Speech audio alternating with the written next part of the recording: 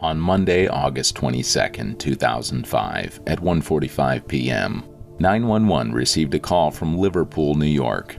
Stacey Castor was on the other line, frantic. Her husband had locked himself in their bedroom and had not been heard from for some time. The frightened wife said her husband, David Castor, warned her to leave the house after an argument on Friday. When deputies couldn't reach David Castor through his bedroom door, they kicked down the door. The officers discovered David Castor dead on his bed with an empty bottle of antifreeze and a glass filled with green liquid on his bedside table. Investigators first thought David Castor's death was a suicide, but soon discovered a tale of evil about what happens when love turns poisonous.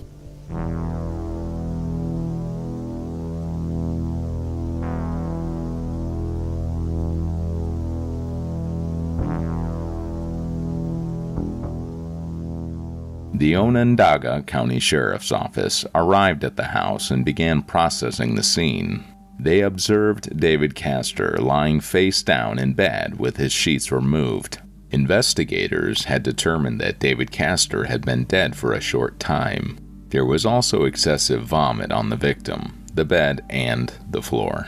According to Stacey Castor, she and her husband had been fighting lately. He wasn't acting like himself.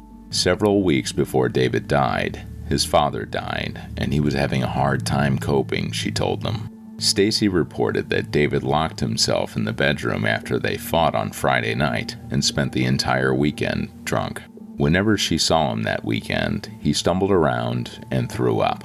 The responding officers believed David Castor had committed suicide with antifreeze based on the information Stacey Castor provided. Nevertheless, the crime scene investigators weren't so sure and found a lot of suspicious evidence surrounding David Castor's death. As part of an investigation into David's death, investigators found a few liquor bottles on his bedside table and 2 drinking glasses. One of the glasses was empty, while the other contained green liquid. There were fingerprints smudging the empty glass, which looked dirty and used. The glass with green liquid, however, was pristine. It appeared that no one was drinking from this glass, especially someone as sick as David. Some kind of indication would have been present if David, severely ill and vomiting excessively, drank from that cup. Another red flag was raised when investigators discovered a shotgun under David Castor's bed.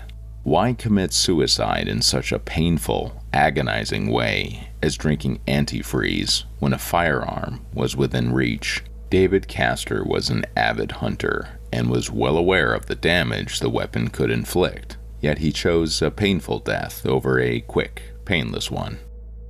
Investigators searched the rest of the Castor home for more evidence and discovered a perfectly usable turkey baster in the trash can in the kitchen.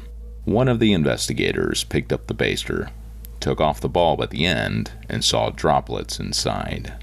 They were intrigued by the discarded turkey baster and bagged it for forensic testing.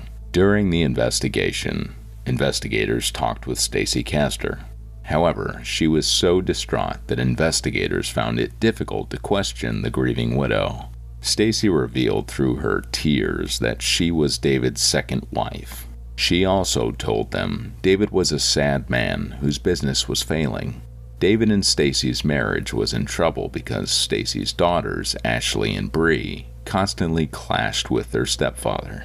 According to Stacey, David had been very melancholy in the days leading up to his death, and he had discussed death and burial plots with her. When investigators questioned David Castor's first wife, Janice, and their son, David Jr., the man they spoke of sounded entirely different from Stacey's description. David Jr. was shocked to hear his father had died and that he had done so in such a painful way. The fact that his father committed suicide seemed surreal to him because he was healthy, vibrant, and cherished life. Janice, David's first wife, agreed with her son. According to her, her ex-husband was adventurous and bold. When they were married, Janice and David often spent time skiing or snowboarding in the mountains. During the summer, David enjoyed boating and jet skiing on the lake. He loved outdoor activities and being in nature. Through Janice's family, David Castor inherited a heating and furnace company. Although David and Janice divorced in 2001, David remained a loving and devoted father to his son. The medical examiner determined that David Castor died late Sunday night or early Monday morning. He also confirmed that David's death was caused by antifreeze poisoning. When the medical examiner determined the manner of David's death, he concluded it was suicide. Within the sheriff's department, the suicide determination sparked controversy. Although some police officers believed David Castor committed suicide, others suspected foul play. While forensic tests were being conducted, investigators sought to determine who would want David Castor dead. Their background search revealed that David and Stacey married 2 years after he and Janice divorced. When investigators interviewed Stacey and David's friends, they agreed they had a good relationship. Although Stacey and David appeared to be getting along well, Ashley and Bree were not accepting David as their stepfather. In the days following David's death, Stacey calmed down enough to speak with investigators. According to Stacey Castor, she and David had planned a special dinner on Friday night. Her daughters were out that night, and their anniversary was a few days earlier. Instead of celebrating together, the couple argued. An upcoming vacation allegedly sparked the argument. As part of David and Stacey's anniversary celebration, they planned a trip to an amusement park. While David wanted the trip to be romantic, Stacey wanted the kids to come along. After the fight, David spent the weekend drinking liquor in the couple's bedroom. Stacey said she saw David leave the bedroom Saturday morning while sleeping on their living room couch. The couple then met in the garage to discuss David's feelings about their relationship and the friction between him and her daughters. When they were done talking, David walked back to their bedroom. After drinking himself into a stupor, Stacey told investigators that when David rolled out of bed, she asked a friend for help. The friend who helped Stacey and David confirmed he rushed over to help and said David was in a bad way. Although they had known each other for several years, David didn't recognize his friend. After interviewing Stacey, the investigators sat down with the daughters, Ashley, 18, and Bree, 14. Both teens confirmed their mother's story. They said they heard her go to the garage with David early Saturday morning. In her interview with the investigator, Bree said she saw David lying on his bedroom floor and knew something was wrong with him. Several days after David's death, the test results came back to investigators, but they needed further testing to determine whether David killed himself or was murdered by antifreeze. The lab told investigators, however, that any additional evidence regarding David Castor's death must be changed from suicide to homicide before they could proceed. According to David's last will and testament, he left everything to his wife, Stacey Castor, and nothing to his son, David Jr. His son David was devastated that his father did not pass anything on to him. In David Jr.'s mind, he and his father had a close relationship, and the two shared a lot of good times. He was shocked when he found out he wasn't included in the will. Without mentioning it to David Castor's wife, Stacey, investigators met with the medical examiner to discuss David's cause of death. The investigators informed the doctor about additional information they uncovered during their investigation that pointed to foul play. The investigators' information raised the medical examiner's suspicions. However, he did not think there was enough evidence to declare the death a homicide. But the doctor's concerns were enough to change David Castor's death from suicide to undetermined. After the medical examiner modified the manner of death on David's death certificate, investigators were granted permission to proceed with additional forensic testing. According to the test results, David's fingerprints were found on the dirty, smudged drinking glass, yet only Stacey's fingerprints were found on the antifreeze-filled glass, not David's. Upon examining the glass, investigators identified 3 fingerprints belonging to Stacey. When investigators reviewed Stacey's phone records, they discovered several discrepancies verifying they were on the right track. In her initial 911 call, Stacey Castor told the officers that she made several phone calls to her house the morning they found David Castor. She had spent the night before at a friend's house. When investigators investigated Stacey's claim, they found she hadn't called David's cell phone as she told the police. Her only phone call to her husband that day was to his cell phone, moments before Stacey called 911. A few months after David's mysterious death, investigators received the test results from the turkey baster they found in the trash can in the Castor's kitchen. The investigators' suspicions were confirmed by the presence of antifreeze in the baster. The turkey baster also contained an abundance of David Castor's DNA, more than if David had casually touched it. Investigators believe Stacey filled the turkey baster with antifreeze and injected it down David Castor's throat while he was intoxicated. After poisoning her husband, Stacey threw the turkey baster in the garbage, believing investigators wouldn't find it.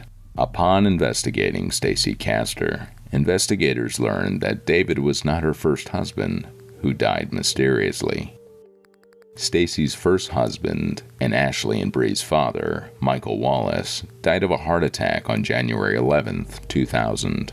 However, Michael Wallace was never diagnosed with a heart condition before tragically passing away. Despite Michael's sudden death at an early age, no autopsy was performed on his body. At the time, both Stacey and Michael Wallace's mother denied an autopsy. In the weeks before Michael Wallace's death, investigators discovered he had visited the doctor. Although he hadn't consumed alcohol, Michael reported feeling drunk to his physician. During the appointment, Michael Wallace complained of nausea and dizziness. Michael's complaints were all symptoms of antifreeze poisoning.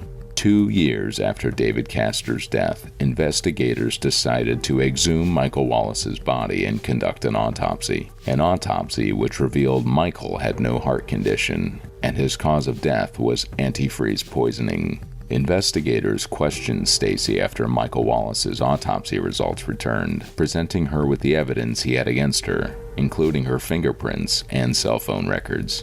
When the investigator asked Stacey which glass she used to give David the juice, she replied, "When I poured the juice." Stacey became flustered and blamed the investigator for confusing her, and left the interrogation room. As investigators prepared to arrest Stacey, she made another shocking 911 call.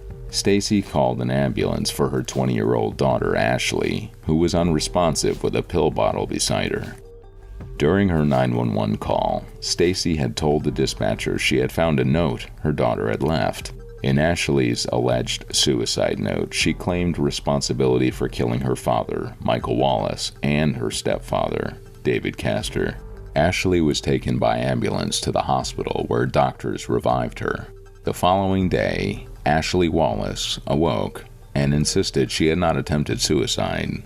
Her last memory was Stacey coming home and telling her she wanted to celebrate Ashley's birthday early. She was forced to drink a bitter vodka cocktail by her mother. After Ashley had trouble chugging the drink, Stacey showed her a trick to chug it with a straw. After an ambulance took Ashley Wallace to the hospital, Stacey Castor was arrested and charged with second-degree murder regarding David's death. The investigators took a second look at Ashley's suicide letter when Stacey was arrested and thought the length was suspicious. Ashley's suicide letter was 758 words long and typed, not handwritten, unlike most suicide letters. One of the most shocking things was the investigator who interviewed Stacey noticed the misspelled word antifreeze in Ashley's letter. The only person he heard call antifreeze was Stacey Castor. After investigating the evidence, investigators charged Stacey Castor with the attempted murder of her daughter. The trial began on January 13, 2009. Ashley Wallace was the first witness to testify for the prosecution. In her testimony to the jury, Ashley explained how her mother stopped at the store to buy vodka for her 21st birthday party. Stacey Castor feared she wouldn't be around to celebrate it. Ashley told the jury that her mother forced her to use a straw to swallow the drink when Ashley couldn't finish it. Before she awoke in the hospital, that was Ashley's last memory. Stacey Castor defended herself, pointing the finger squarely at her daughter Ashley. According to her, Ashley was an unstable young woman who hated her stepfather. Ashley wanted it to return to the days when it was just her mother, and Bree, without David Castor. The prosecutor asked Stacey Castor why Ashley killed her father Michael, but Stacey had no answer. Stacey's testimony was cold, callous, and stone-faced. She showed no signs of emotion. Prosecutors alleged to the jury Stacey forced the turkey baster filled with antifreeze down David Castor's throat as he was passed out and intoxicated in his bed. After finding Stacey Castor guilty, the jury sentenced her to 51 years to life in prison. Following Stacey's trial, it came out that she had a friend alter David Castor's will. His son was delighted to learn that his father hadn't forgotten about him.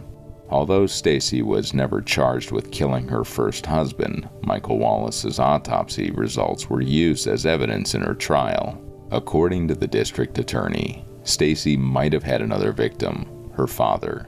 He died shortly after Stacey visited him in the hospital after his minor surgery in February 2002. Stacey is believed to have killed her father by giving him an open soda can filled with her favorite green liquid. Luckily for Stacey, she was the executor of her father's will.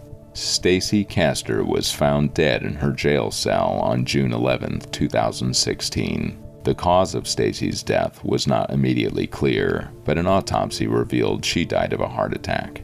What do you think about Stacey Castor? Was she the most cold-hearted mother you ever heard of? Let us know in the comments, and as always, don't forget to hit the bell icon and subscribe.